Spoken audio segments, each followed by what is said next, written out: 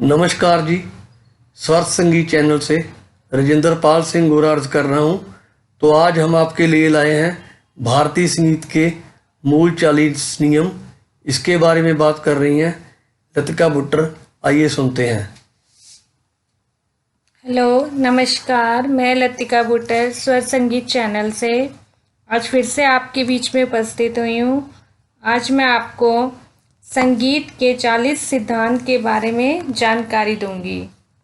Number 1, हिंदुस्तानी संगीत पद्धति की नींव बिलावल ठाट को शुद्ध ठाट मानकर रखी गई है, अर्थात बिलावल ठाट के स्वर ही शुद्ध स्वर सप्तक का निर्माण करते हैं। नंबर 2, समस्त रागों का वर्गीकरण 3 भागों में किया गया है, औडव, षाडव और संपूर्ण। नंबर 3, 5 स्वरों से कम का और 7 स्वरों से अधिक का राग नहीं होता। नंबर 4, औडव, षाडव और संपूर्ण, इनके आरोह अवरोह में उलट पुलट होने से 9 प्रकार के भेद माने जाते हैं। नंबर 5, प्रत्येक राग में ठाठ, आरोह अवरोह, वादी संवादी, समय और रंजकता ये बातें अवश्य होती हैं। नंबर 6, वादी संवादी स्वरों में प्रायः 4 स्वरों का अंतर होता है। वादी स्वर पूर्वांग में होता है तो संवादी स्वर उत्तरांग में होगा, और वादी स्वर उत्तरांग में होगा तो संवादी स्वर पूर्वांग में होगा। नंबर 7, वादी स्वर बदलकर शाम को गाए बजाए जाने वाले राग को सुबह गाया बजाए जाने वाला राग बनाया जा सकता है। नंबर 8, राग में सुंदरता लाने के लिए विवादी या वर्जित स्वर का भी किंचित प्रयोग किया जा सकता है। नंबर 9, हर एक राग में एक वादी स्वर होता है, जिसका राग में विशेष जोर रहता है। वादी स्वर के आधार पर ही पूर्व राग और उत्तर राग पहचाने जा सकते हैं। नंबर 10, इस पद्धति के राग सामान्यतः 3 वर्गों में विभाजित किए जा सकते हैं: कोमल रेधा वाले राग, शुद्ध रेधा वाले राग और कोमल गानी वाले राग। जो संधि प्रकाश राग सूर्यास्त और सूर्योदय के समय गाए बजाए जाते हैं, वे अधिकांशतः प्रथम वर्ग में पाए जाते हैं। प्रातःकालीन संधि प्रकाश रागों में प्राय रेधा वर्जित नहीं होते तथा सायकालीन संधि प्रकाश रागों में प्राय गानी वर्जित नहीं होते। नंबर 11, इस पद्धति में मध्यम स्वर महत्वपूर्ण माना जाता है। इसे अर्धवर्धदर्शक स्वर कहा जाता है, क्योंकि इससे दिन रात के रागों को गाने बजाने का समय निर्धारित होता है। नंबर 12, जिन रागों में ग, नी कोमल लगते हैं, वे दोपहर या आधी रात को ही अधिकतर गाए बजाए जाते हैं। नंबर 13, संधि प्रकाश रागों के बाद प्राय रे, मा, ध, नी शुद्ध लगने वाले राग गाए बजाए जाते हैं। नंबर 14, षड्ज, मध्यम और पंचम ये 3 स्वर प्राय दिन और रात्रि के तीसरे प्रहर के रागों में अपना विशेष महत्व रखते हैं। नंबर 15, तीव्र मध्यम अधिकतर रात्रि के रागों में ही पाया जाता है। दिन के रागों में यह स्वर कम दिखाई देता है। नंबर 16, स, म, प ये स्वर पूर्वांग और उत्तरांग दोनों भाग में ही होते हैं। अतः जो राग प्रत्येक समय गाए बजाए जाने वाले होते हैं, उनमें इन 3 स्वरों में से एक वादी होता है। नंबर 17, मध्यम और पंचम ये दोनों स्वर एक साथ किसी भी राग में वर्जित नहीं होते। पा वर्जित होगा तो मा मौजूद होगा, और मा वर्जित होगा तो प मौजूद हो रहेगा। नंबर 18, किसी भी राग में षड्ज स्वर वर्जित नहीं होता। नंबर 19, रागों में प्राय एक ही स्वर के दो रूप पास पास नहीं आने चाहिए, किंतु ललित इत्यादि कुछ राग इस नियम के अपवाद हैं। नंबर 20, अपने नियत समय पर गाने बजाने से ही राग सुंदर लगता है, किंतु राज दरबार तथा रंगमंच पर यह नियम शिथिल भी हो जाता है। नंबर 21, तीव्र मा के साथ कोमल नी बहुत कम रागों में आता है। नंबर 22, दोनों मध्यम लगने वाले रागों में कुछ कुछ एक रूपता पाई जाती है। इनकी भिन्नता प्राय आरोह में ही दिखाई देती है।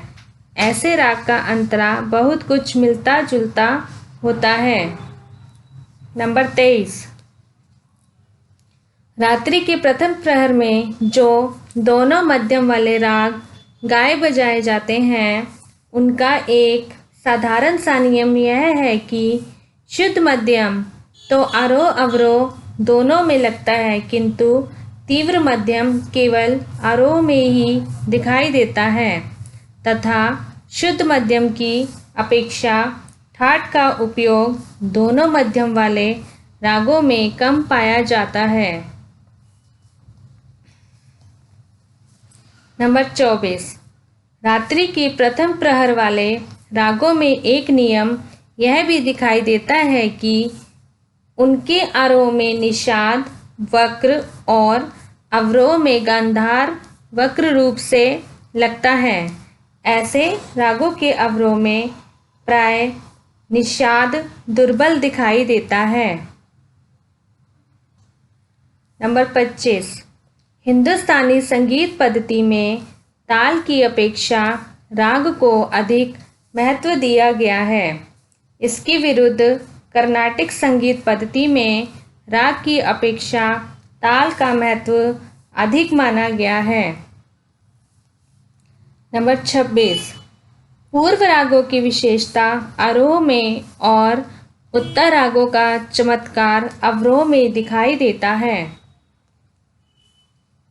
नंबर 27, प्राय प्रत्येक ठाट से पूर्व राग तथा उत्तर राग उत्पन्न हो सकते हैं। नंबर 28, गंभीर प्रकृति के रागों में षड्ज मध्यम या पंचम का विशेष महत्व होता है तथा मंत्र सप्तक में उनका अधिक महत्व माना गया है, किंतु शुद्ध प्रकृति के रागों में यह बात नहीं पाई जाती। नंबर 29, संधि प्रकाश रागों के द्वारा करुण व शांत रस रे ग ध तीव्र वाले रागों से श्रृंगार व हास्य रस और कोमल ग नी वाले रागों का द्वार वीर रौद्र व भयानक रसों का परिपोषण होता है।